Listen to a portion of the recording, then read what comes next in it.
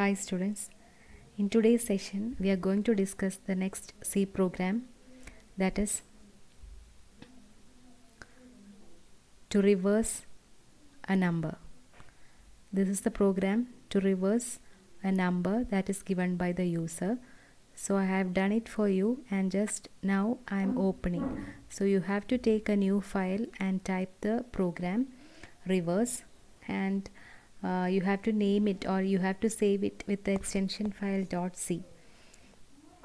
So first of all, the header files #include std.h, #include corneo.h, they are already discussed in the last program, and void main, and here the variables used are n, d and rev. So rev is a variable used specifically for this program, and this is a counter variable, or this is a variable that is initialized to 0, and two other variables that is integer data type are n and d. And in the next we are clearing the screen, and the printf statement, we are printing the statement program to print the reverse of a number. And in the next printf statement we are prompting the user to enter the number, and scanf statement scans the input that is entered by the user and it is saved in the variable n. And next is the execution steps, and here a while loop is used. While is an entry control loop, and the entry condition is whether n greater than 0.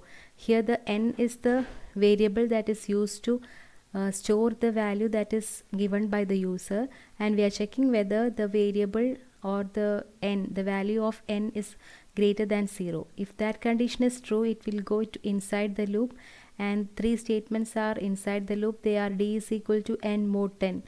D is a variable, and the variable is used to store the value. When the number n is divided by 10, the remainder will be stored in D. And the next line of execution, rev is equal to rev into 10 plus D. The statement is used as a loop, and the reverse variable is used to store the value reverse into 10 plus the D, that is the value in the previous execution statement. And the third one, n is equal to n by 10. So in this n is equal to n by 10, the quotient will be, the new value of the n will be the quotient when the number n is divided by 10. That quotient will be saved in the value n. And the while loop is closed here. It is only three statements are executed in the while loop, and loop means it is repeatedly executing. So these three lines will be executing whenever the value of n is greater than 0.